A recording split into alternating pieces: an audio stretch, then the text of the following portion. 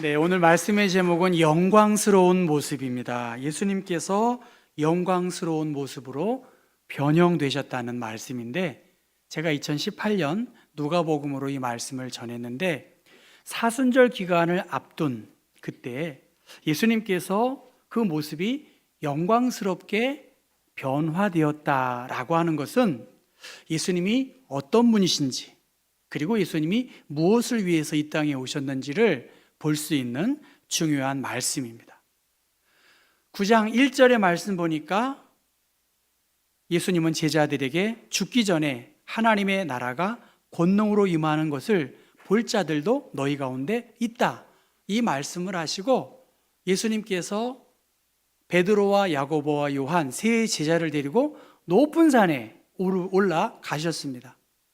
가이사랴 빌립보 지방에서 너희는 나를 누구라고 하느냐라고 하는 그 질문을 했을 때 베드로는 주님은 그리스도이십니다라고 고백한 것으로 미루어 봐서 저 높은 산은 헐몬산일 것이다라고 대부분 이야기하고 있습니다. 베드로와 야고보와 요한을 데리시고 높은 산에 오르셨는데 그 예수님의 모습이 변형이 되었습니다. 그리고 예수님께서 입으신 옷은 광채가 났고 세상에서 빨래하는 자가 그렇게 희귀할 수 없을 만큼 희어졌다라고 그렇게 말씀하십니다. 그리고 그 예수님이 옆에 누구와 누구가 있는 거죠? 모세와 엘리야가 함께 대화하고 있는 그러한 상황입니다. 엘리야는 선지자를 대표하고 모세는 율법을 대표하는, 그들과 더불어 대화하는 상황인데, 다니엘서 7장 말씀 보면 다니엘이 그의 옷은 희기가 눈 같고 그의 머리털은 깨끗한 양의 털과 같다라고 그렇게 말씀하셨고요. 또 말라기서에서는 여호와의 크고 두려운 날이 이르기 전에 내가 선지자 엘리야를 너희에게 보낼 것이다 라고 한 것으로 보아서, 그러니까 다니엘서와 말라기서를 통해서 예수님은 마지막 때에 하나님의 모든 것을 성취하시고 연결하기 위해서 이 땅에 오셨음을 보여준 것이고, 특별히 예수님께서 저 영광스러운 모습으로 나타나신 것은 누가복음 9장의 말씀을 보면 예수께서 예루살렘에서 별세할 것을 저때 말씀하셨고, 베드로와 함께한 제자들이 졸다가 영광의 주님을 보고 또 두 사람 또한 목격했다고 그렇게 말씀하십니다. 그리고 세 번째는 구름 속에서 소리가 나는데 하늘로부터 너희는 그의 말을 들으라 라고 하는 그 말씀입니다. 예수님께서 높은 산에 오르셨고 변화된 저 모습을 출애굽기 24장의 말씀 보면 모세가 시내산에 올랐을 때의 상황과 비슷합니다. 아론과 나답과 아비후와 70명의 장로들과 함께 여호와께로 올라와서 멀리서 경배했습니다. 모세가 산에 오를 때 구름이 산을 가리웠고요, 여호와의 영광이 그 산에 머물렀고 구름 가운데에서 모세를 부르시지요. 그리고 그 모세의 얼굴은 어떻습니까? 얼굴에 광채가 났다. 그리고 그 모세의 얼굴을 보고 사람들이 두려웠습니다.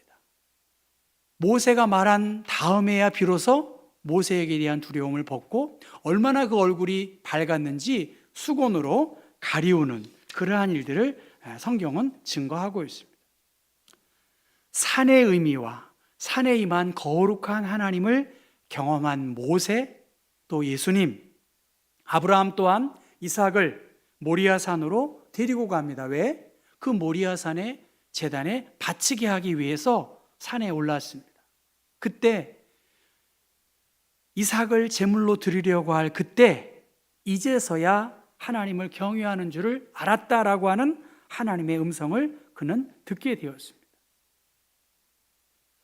제자들, 특별히 베드로, 그는 저 영광스러운 모습을 보고 주를 위하여, 모세를 위하여, 엘리야를 위하여 초막을 세우겠습니다 라고 했다는 것은 그리스도가 죽어서는 안 되고 주님은 이렇게 영광 받으시고 예배 받으시는 분이십니다. 예수님이 십자가의 고난을 당하시는 것, 죽는 것 저는 동의할 수 없습니다. 그런데 예수님은 하나님의 종으로 생명을 살리기 위해 하늘로부터 은혜와 위임을 받으셨고 모세와 엘리야와 더불어 마지막 때의 그 성취를 위하여 친히 십자가를 지시는 일들을 제자들에게 보여주신 것입니다. 주님은 산 같아서 마커스 워십 때 부른 우리가 부른 노래입니다. 주님은 산 같아서 안개가 날 가리워 내 믿음 흔들리려 할 때 나 주님께 나아가네. 주님은 산 같아서 여전히 그 자리에 계셔 눈을 들면 보이리라 날 위한 그 사랑. 주는 나의 도움이시며 주의 계획 영원하시네. 주의 위엄 앞에 믿음으로 순종의 예배를 드리리. 주님께서 날 이끄시며 주가 항상 함께 하시네. 주의 사랑 안에 믿음으로 순종의 예배를 드리리 영원히. 그렇게 고백합니다. 주님은 산 같아서. 저는 오늘 말씀에서 주님은 산 같으신 분이시다. 우리를 품어주시고 구름 가운데에서 주님의 거룩함들을 드러내신다. 유대인에게 있어서 산은 하나님이 나타나서 자신을 계시하신 곳입니다. 예수님은 기도하기 위해서 산에 가셨고 밤새도록 기도하셨습니다. 예수님은 습관을 쫓아서 감람산에 가셨고 제자들도 따랐습니다. 그런데 기도하는 그 시간에 유혹에 빠지지 않게 기도하라고 하셨습니다. 삼각산 기도원 저도 옛날에 가봤습니다. 성령이 역사하시고 동시에 악한 영도 임하는 거예요. 산에 갔더니 밑에 그 점집에서요, 뭐 몇 톤인지 모르겠어요. 큰 그 타이탄 같은 트럭에 어마어마한 재물을 싣고 어디를 가는 거예요? 뭐 타러 가나요? 구 타러 가는 거예요. 그 은혜 받으려고 하다가 시험에 들어 악한 영에 사로잡히는 그러한 역사가 있다는 것이죠. 예수님은 기도하시는 동안 저 헐몬산으로 추측되는 저 산에서 기도하시는 동안 그 얼굴의 모습이 달라졌고 그 입은 옷이 광채로 빛났다는 것입니다. 산, 황지호 시인은 겨울산에서 너도 견디고 있구나 그렇게 이야기하더라고요. 어차피 우리도 이 세상에 새들어 살아 있으므로 고통은 말하자면 월세 같은 것인데 사실은 이 세상에 기회주의자들이 더 많이 괴로워하지. 사색이 많으니까, 가진 게 많으니까 걱정이 많고 염려가 있다는 거죠. 너도 견디고 있구나. 그리고 주님은 산 같으신 분이시고 예수님의 세 제자는 그 산에서 하나님의 거룩함을 경험하고 있습니다. 이 산에서 만난 주님에 대한 은혜의 감격을 베드로는 베드로후서에서 우리 주 예수 그리스도의 능력과 강림하심을 너희에게 알게 한 것이 교묘히 만든 이야기를 따른 것이 아니요 우리는 그의 크신 위엄을 친히 본 자다. 같이 읽어볼까요? 지극히 큰 영광 중에서 이러한 소리가 그에게 나기를 이는 내 사랑하는 아들이요 내 기뻐하는 자라 하실 때에 그가 하나님 아버지께 존귀와 영광을 받으셨느니라. 이 소리는 우리가 그와 함께 거룩한 산에 있을 때에 하늘로부터 난 것을 들은 것이다. 그 변화산에서 경험한 하나님의 거룩함, 영광스러운 하늘의 음성을 베드로는 잊지 않은 것이죠. 그는 이미 주님은 그리스도이십니다 라고 고백했습니다. 그럼에도 불구하고 영광스러운 주님을 경험하고 비몽사몽간에 그는 느닷없이 초막을 짓겠다고 했습니다. 예수님이 어떤 분이신지 예수님은 십자가의 고난을 제자들에게 말씀해 주셨는데 베드로는 그것을 충분히 이해하지 못해서 하나님의 말씀을 듣기보다는 어떤 일을 즉흥적으로 행하는 일에 더 앞섰던 것을 볼 수 있습니다. 변화산. 이 세상이 너무나 빠르게 변화하고 있고 다양한 가치관에 따라 살아가고 있습니다. 서로 다른 가치관, 생각, 행동들. 그런데 그 가운데에서 뉴런 공유라는 말이 있다고 합니다. 이 뉴런이라는 말은 신체의 신경계를 구성하는 세포를 말하고 있고요. 신경세포는 우리의 생각이나 감정 영역에 깊이 관여한다는 거예요. 뉴런을 공유한다는 것은 마음이 서로 통한다는 거예요. 이심전심이다. 텔레파시가 통하듯 뉴런 공유가 요새 젊은 사람들이 쓰는 말 중에 하나라는 것입니다. 다양해, 달라. 그런데 어떤 면에서는 또 같이 공유하고 공감하는 신비한 어떤 비밀, 그것이 뉴런 공유라고 하는데요. 우리는 사실 달라요. 살아온 환경도 또 생각도 다를 수 있습니다만 예수님을 구원자로 믿는 그리스도인들, 우리들의 뉴런 공유는 하나님의 영광이에요. 하나님의 영광을 위해서 우리는 마음과 뜻과 생각을 모아야 되겠지요.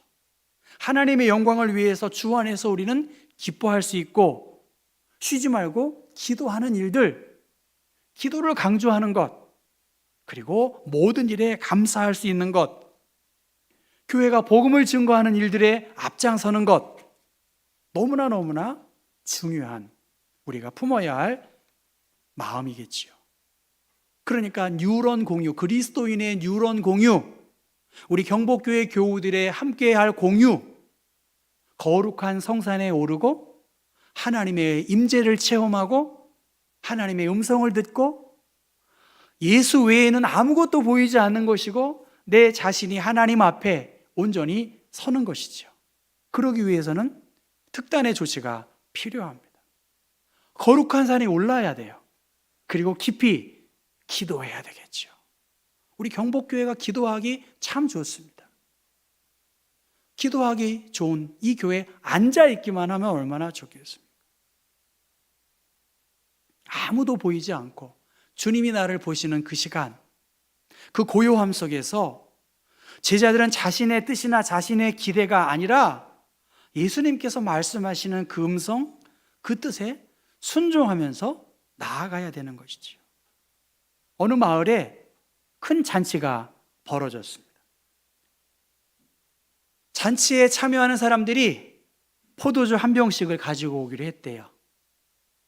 그리고 그 포도주를 잔치 입구에 항아리에 부었다는 것이죠. 잔치가 무르익습니다. 이제 누가 축배를 제의합니다. 위하여! 하고 짠 부리고 마셨어요. 그런데 포도주가 아니라 맹물이었다는 거예요. 맹물. 왜 맹물을 마셨을까요? 예를 들면 100명이야. 다 포도주 가지고 오셨겠지 하고 나는 그냥 맹물 넣어야지 했는데 맹물이 몇 개가 된 거예요? 100명이 다. 이야기, 꾸며낸 이야기겠죠. 다 맹물을 가지고 왔다는 거예요. 나 하나쯤이야. 여러분 어떻습니까? 나 하나쯤이야 뭐. 다 알아서 잘하는데 괜찮을 거야 라고 생각하는 것입니다. 예수님은 이 모든 인간의 아주 교만하고 연약한 모습을 알기 때문에 베드로와 야고보와 요한에게 특별한 훈련, 특별한 사명을 맡겨주셨습니다. 너희들을 통하여 주님의 순환, 너희들을 통하여 생명을 살리는 그 일들을 가도록 그러한 사명을 주셨다는 것입니다. 제자가 다 제자가 아니에요. 목사가 다 목사가 아닙니다. 중직자가 다 중직자가 아니에요. 저는 우리 당회원들과 대화할 때 여러분 아시다시피 좋은 장로님들 큰 소리 안 나지만 하나 차이가 있는 것 중에 하나는 사람을 세우는 거야. 직분을 세우는 거야. 웬만하면 세우시재요. 저는 아닙니다. 죄송하지만 저는 아닙니다. 완벽한 사람을 세우려고 하는 것이 아니라 제자다운 사람이어야 되고 하려고 해야 되지 않겠느냐. 중직자다워야 되지 않겠습니까? 그래서 중직자다워야 돼요. 전 목사로서 너무나 부끄러워요. 여러분은 어떻습니까? 정말 여러분들이 중직자의 직분을 감당하고 계시냐는 거예요. 제자가 다 제자가 아니고, 목사가 다 목사가 아니야. 다 집사야. 다 권사야. 그러나 그 중에 베드로와 야고보와 요한 같은 사람, 하나님의 비전을 공유하고 주님의 죽으심과 그의 다시 부활하실 것을 드러내야 할 막중한 사명을 가지고 있는 신실한 사람들에 대하여 예수님은 주목하고 있어요. 베드로는 초막셋을 짓는 일에 마음을 빼앗기고 예수님의 사명을 그 산에 묶어두려고 했는지도 모르겠습니다. 베드로는 예수님의 메시아성, 제자의 길이 무엇인지를 다 살피지 못한 것이겠죠. 제자였음에도 불구하고 너는 나를 넘어지게 하는 사람이다라고 하는 주님의 음성을 듣고 있지 않습니까? 오늘 우리들은 고난주간 사순절 기간을 맞습니다. 누가 여러분에게 잔소리하겠습니까? 그러나 여러분 스스로 구름에 가리워진 하나님의 음성을 듣고 있느냐? 여호와의 거룩한 영광과 임재 앞에, 모세가 그 거룩한 영광 앞에 두려움 속에서 모세에게 말도 못했는데, 우리가 이 시대에 너희를 향하여 피리를 불어도 너희가 춤추지 않고 너희가 곡하여도 너희가 울지 아니하고 있구나. 여러분 어떻습니까? 주님이 우리에게 말씀을 주시고 주님이 우리에게 녹화하세요. 그런데 반응이 없는 거예요. 이것은 거룩한 성산에서 주님의 은혜와 사랑을 경험해야 할 그 찬스가 있는데 악한 영의 종노릇하는 것입니다. 요한계시록 18장 21절, 힘센 천사가 큰 맷돌 같은 돌을 들어서 바다에 던져버립니다.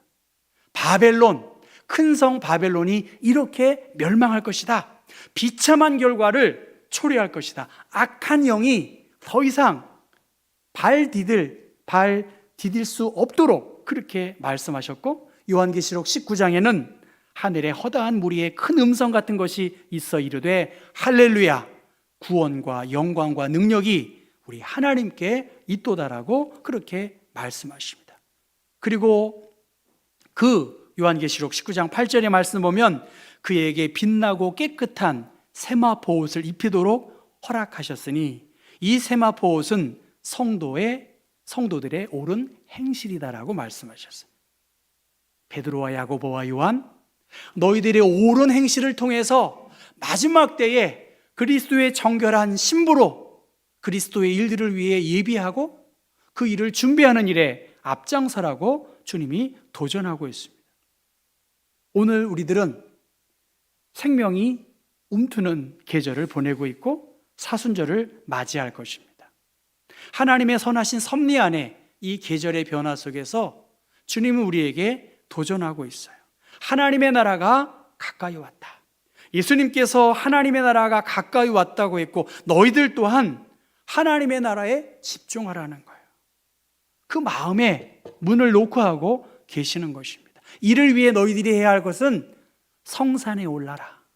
하나님의 거룩함, 하나님의 임재 앞에서 잠잠하라는 거예요. 그리고 너희에게 말씀하시는 그 주님의 음성을 들으라는 것입니다.